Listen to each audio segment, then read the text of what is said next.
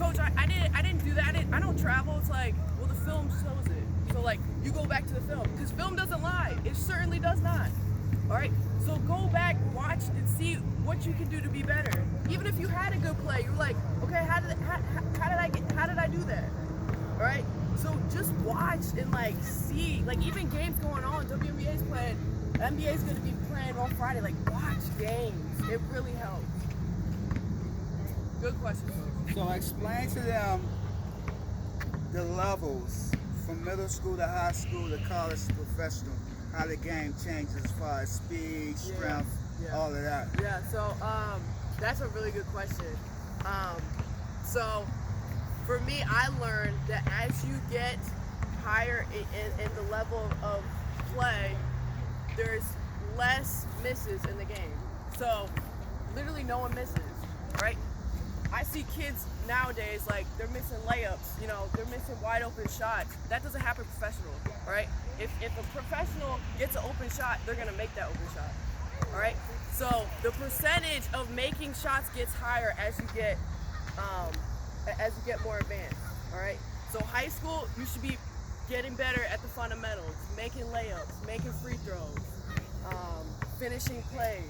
In college, maybe being able to one dribble pull up, doing different stuff, having a great high 3-point percentage. I know a lot of colleges are looking at, you know, whether this player can shoot the three or not.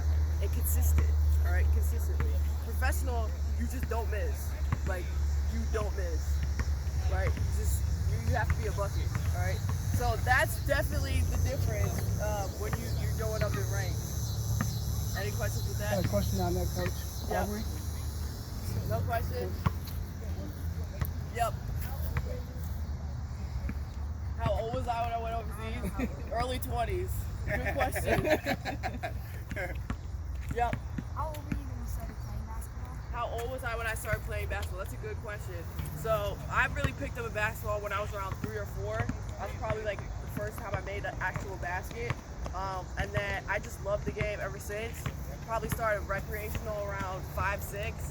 And then just kind of kept going through it, and you really have to love it. Like, you can't allow parents or people to try to pull you along, right? If you love the game, you'll be here in the evening and you'll be here in the morning, right? If you really love the game, you'll set your TV time to watch an NBA game or WNBA game.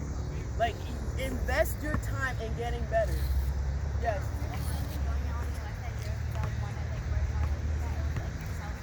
That's really good. That's a really good question. So, like, what motivated you to get better? It goes back to, I just love the game. Like, I still love it. I love working with a lot of different players and helping them get better. But I seriously love basketball. I didn't have many friends growing up. Like, basketball was a way to kind of escape everything.